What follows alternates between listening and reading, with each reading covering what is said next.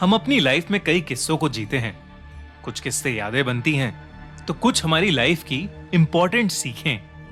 पर रुशिल की जिंदगी का एक किस्सा जिंदगी भर उसके साथ रहा। 2 साल पहले रुशिल की फैमिली ने अपना घर रेनोवेट करवाने का सोचा। घर के काम को पूरा होने में करीबन 6 महीने का समय लगना था। क्योंकि उन्हें काम को जल्दी से जल्दी शुरू करना था, इसलिए उन्हें अपने घर के नजदीक जो पहला घर मिला, उन्होंने वही घर रेंट पर ले लिया। पर रुशिल को वो रेंट वाला घर बिल्कुल पसंद नहीं था। वो उसके पुराने घर से बहुत छोटा था। बहुत कोशिश करने के बाद भी रुशिल का मन वहां नहीं लग रहा था। पर उस घर की एक चीज अच्छी थी, उस घर की बालकनी। रुशिल हर शाम हाथ में अपना कॉफी का ग्लास थामे अपनी बालकनी में खड़ा रहकर सॉन्ग सुनता था। उस दिन भी वैसी ही एक शाम थी। रुशिल अपना कॉफी का मग हाथ में लिए खड़ा था कि तभी उसकी नजर सामने के घर की बालकनी पर गई और वहां नजर पड़ते ही उसकी कॉफी का मग उसके हाथ से छूट गया। बालकनी में एक लड़की पीले रंग का ड्रेस पहने खड़ी थी और उसके पेट में एक बड़ा सा चाकू घुसा हुआ था। उसके मुंह से खून भी निकल रहा था और उसका हाथ रुशिल की तरफ उठा हुआ था, जैसे वो उसकी मदद मांग रही हो। रुशिल ये देखकर जोर से मदद के लिए चिल्लाया, हेल्प हेल्प, कोई बचाओ उसे, प्लीज हेल्प। रुशिल की चीखें सुनते ही उसकी मां बालकनी में आ गई। रुशिल ने अपनी मां को बालकनी की तरफ देखने को कहा, पर रुशिल और उसकी मां को अब वहां कुछ नहीं दिखा। उस बालकनी में सिर्फ सन्नाटा था। सहमा हुआ रुशिल अपनी मां को सब बताने की कोशिश कर रहा था। रुशिल की ऐसी हालत देखकर उसकी मां को चिंता तो हुई, पर जो चीज उन्हें खुद ही नहीं दिखी, उस पर वो विश्वास कैसे कर सकती थी। अपनी मां के समझाने पर रुशिल को भी लगने लगा कि शायद वो उसका वहम था, पर कहीं ना कहीं उसके दिमाग में वो हादसा चिपक सा गया था। अगले दिन रुशिल अपने डॉग को सैर कराने बाहर ले जाने लगा। बाहर का रास्ता बालकनी से होकर गुजरता था। बालकनी से निकलते हुए रुशिल की नजर फिर सामने वाले घर की बालकनी पर पड़ी और वो दंग रह गया। उस बालकनी में वही लड़की येलो ड्रेस पहने झुककर गुनगुनाते हुए पौधों को पानी दे रही थी। रुशिल से रहा नहीं गया और उसने जोर से उस लड़की को आवाज लगाई, सुनो ए मिस येलो ड्रेस, सुनो। उस लड़की ने रुशिल की तरफ देखा और धीरे धीरे उस लड़की की आंखों से आंसू आने लगे। वो जैसे ही सीधी खड़ी हुई तो उस लड़की के पेट में पहले जैसा ही वो चाकू घुसा हुआ था और वो फिर से रुशिल को देखकर अपना हाथ मदद के लिए उठा रही थी। रुशिल को कुछ समझ नहीं आ रहा था, पर इस बार उसने उस लड़की की फोटो खींचने के लिए फोन निकाला और उसकी वीडियो शूट कर ली। रुशिल ने फिर से मदद के लिए आवाज लगाई। रुशिल की मॉम एक बार फिर उसकी आवाज सुनकर बाहर आई, पर रुशिल की आंखों के सामने वो लड़की हवा में गायब हो गई। रुशिल की मां को अब लगने लगा था कि रुशिल जानबूझकर ये सब कर रहा है और वो उस पर गुस्सा करने लगी। पर इस बार रुशिल के पास प्रूफ था। उसने फटाफट से अपनी मम्मी के सामने वो वीडियो प्ले कर दी। लेकिन जिसका रुशिल को डर था वही हुआ।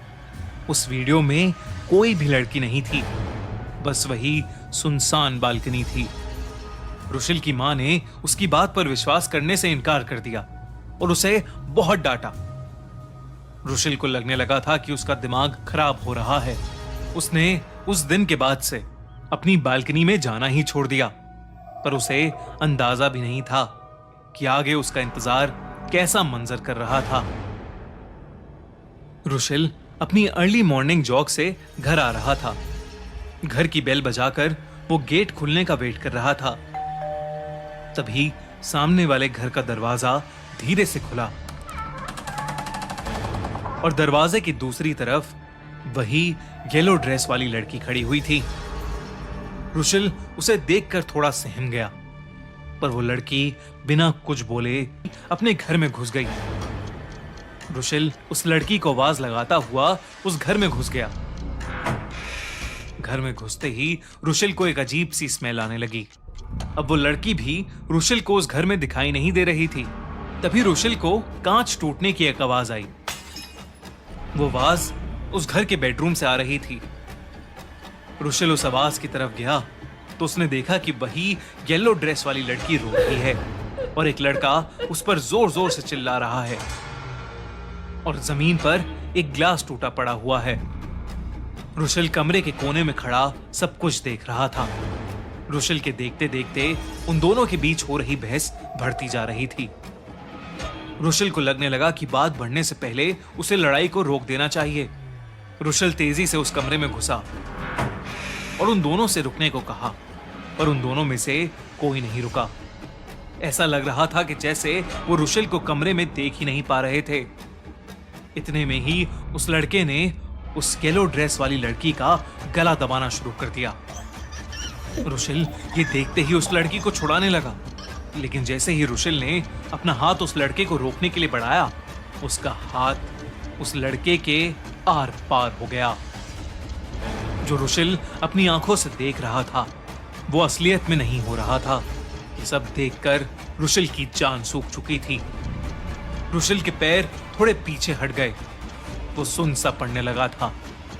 वो लड़की अपने आप को छुड़ाकर जैसे तैसे उस कमरे से बाहर भागी और फोन उठाकर बालकनी के पास भागने लगी। तभी वो लड़का पीछे से आया और उसने उस लड़की के पेट में एक बड़ा सा चाकू घुसा दिया और वो लड़की वहीं पर गिर गई। वो लड़का उस घर से भाग गया और वो येलो ड्रेस वाली लड़की वहीं फर्श पर पड़ी पड़ी अपनी आखिरी सांसें लेने लगी।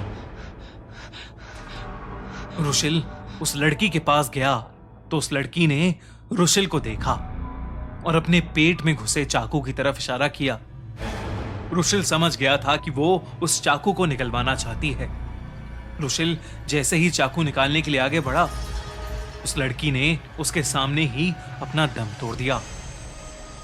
रुशिल कुछ सोच पाता कि उससे पहले ही उसने देखा कि उस लड़की की लाश असल में वहां पड़ी हुई है। रुशिल ये साफ साफ देख पा रहा था कि उस लाश का शरीर सड़ने लगा था। रुशिल ने उस लाश के बारे में पुलिस को बताया। पहले तो रुशिल की बातों पर किसी को भी विश्वास नहीं हुआ, लेकिन फिर इन्वेस्टिगेशन में पता लगा कि वो लड़की अपने बॉयफ्रेंड के साथ अकेली रहती थी। उस लड़की के माँ बाप नहीं थे और उसे मोहल्ले में भी ज्यादा लोग नहीं जानते थे। पुलिस ने जब उस लड़के की इंटेरोगेशन की तो उन्हें पता लगा कि रुशिल बिल्कुल सच कह रहा था। उस लड़के को अरेस्ट कर लिया गया और उस दिन के बाद से रुशिल को वो येलो ड्रेस वाली लड़की फिर कभी नहीं दिखी। पर जो भी हुआ वो रुशिल के लिए एक बहुत ही अलग सा एक्सपीरियंस था। Thanks for watching Khuni Sunday.